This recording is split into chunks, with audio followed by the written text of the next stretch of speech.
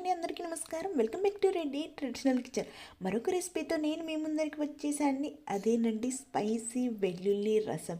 నోరు బాగా లేనప్పుడు దగ్గు జలుబు నుంచి ఉపశమనం లభించాలి అన్న ఇలా ఘాటైన వెల్లుల్లి రసం చేసుకొని అన్నంలో తింటే మనసుకు హాయిగా అనిపిస్తుందండి. ఈ విధంగా చేశారంటే కన్ఫర్మ్గా మీకు నచ్చుతుంది. చాలా ఈజీగా తయారు చేసుకోవచ్చు, అలాగే చాలా టేస్టీగా ఉంటుంది. వీలైతే ఒక్కసారి ఇంటి దగ్గర ఈ విధంగా ట్రై చేయండి. వీటి గురించి తెలుసుకోబోయే ముందు మీరు ఎవరైనా ఫస్ట్ టైం మన ఛానల్ చూస్తున్నట్లయితే ప్లీజ్ సబ్స్క్రైబ్ చేసుకోండి. వీడియో చివరి వరకు చూసి వీడియో మీకు నచ్చినట్లయితే లైక్ చేయండి, షేర్ చేయండి, కామెంట్ చేయండి, అలాగే మీ రిలేటివ్స్కి షేర్ చేయండి. లేట్ చేయకుండా వీడియోలోకి వెళ్ళిపోదాం. ముందుగా ఒక చిన్న రోలు తీసుకొని అందులో 1 టీ స్పూన్ మిరియాలు, 1/2 టీ స్పూన్ జీలకర్ర, 1 టీ స్పూన్ ధనియాలను యాడ్ చేసుకొని వాటన్నిటిని ఒకసారి బరకగా దంచుకోవలసి ఉంటుంది.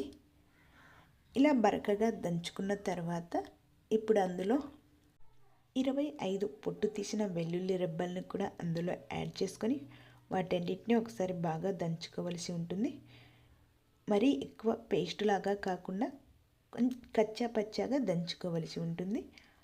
వెల్లుల్లి అనేటివి మెత్తగా కాకుండా ఈ విధంగా దంచుకొని పక్కన పెట్టుకోవాలి.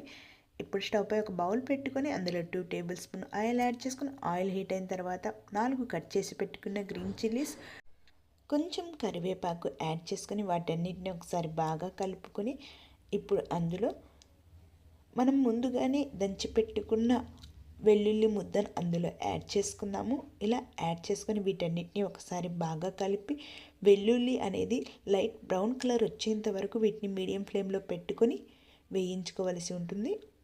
ఇలా వేయించుకునేటప్పుడు వెల్లుల్లి వేగిన తర్వాత మంచి స్మెల్ వస్తుందండి. అలా స్మెల్ వచ్చిన తర్వాత ఇప్పుడు ఒకటి కట్ చేసి పెట్టుకున్న టమాటో, 1/2 టీ స్పూన్ పసుపును యాడ్ చేసుకొని ఒకసారి బాగా కలిపి టమాటో అనేది మెత్తపడేంత వరకు మీడియం ఫ్లేమ్లో పెట్టుకొని కుక్ చేసుకోవాలి. టమాటో అనేది ఈ విధంగా మెత్తపడిన తర్వాత ఒకసారి బాగా కలిపి ఇప్పుడు అందులో పెద్ద నిమ్మకాయ సైజ్ అంత చింతపండును నానబెట్టుకొని ఆ వాటర్ అందులో యాడ్ చేసుకోవాలి. అలాగే తగినంత వాటర్ యాడ్ చేసుకొని ఒకసారి వీటన్నిటిని బాగా కలిపి అలాగే టేస్ట్కి సరిపడేంత సాల్ట్ని కూడా యాడ్ చేసుకొని మరలా ఒకసారి వీటన్నిటిని బాగా కలిపి మూత పెట్టి ఒక 10 మినిట్స్ లో ఫ్లేమ్లో పెట్టుకొని కుక్ చేసుకోవాలి.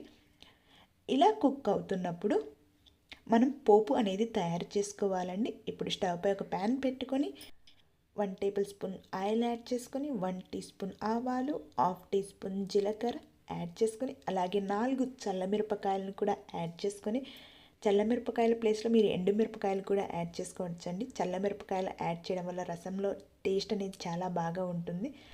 అలాగే కొంచెం కరివేపాకును కూడా యాడ్ చేసుకోవాలి. అలాగే పొట్టు తీయని 5 వెల్లుల్లి రెబ్బలను కచ్చాపచ్చాగా దంచుకొని అందులో యాడ్ చేసుకొని ఒక 1 మినిట్ వీటన్నిటిని వేయించుకొని ఇలా వేయించుకున్న వాటిని బాగా బాయిల్ అవుతున్న గార్లిక్ రసంలో యాడ్ చేసుకొని ఒకసారి బాగా కలిపి ఒక 5 మినిట్స్ వీటిని కుక్ చేసుకోవాలి. ఇప్పుడు అందులో కొంచెం బెల్లం కూడా యాడ్ చేసుకుంటే టేస్ట్ అనేది చాలా బాగా ఉంటుందండి. ఇలా బెల్లం యాడ్ చేసుకున్న తర్వాత 5 మినిట్స్ కుక్ చేసుకొని వేడిగా అన్నంలో సర్వ్ చేసుకొని తింటే ఎంతో టేస్టీగా ఉండే గార్లిక్ రసం అనేది రెడీ అయినట్లేండి. చాలా టేస్టీగా ఉంటుంది, చాలా ఈజీగా తయారు చేసుకోవచ్చు. జలుబు దగ్గు నుంచి ఉపశమనం లభించాలంటే ఈ విధంగా ఒక్కసారి ఇంటి దగ్గర ఈ విధంగా ట్రై చేయండి. మీకు ఈ వీడియో నచ్చినట్లయితే లైక్ చేయండి, షేర్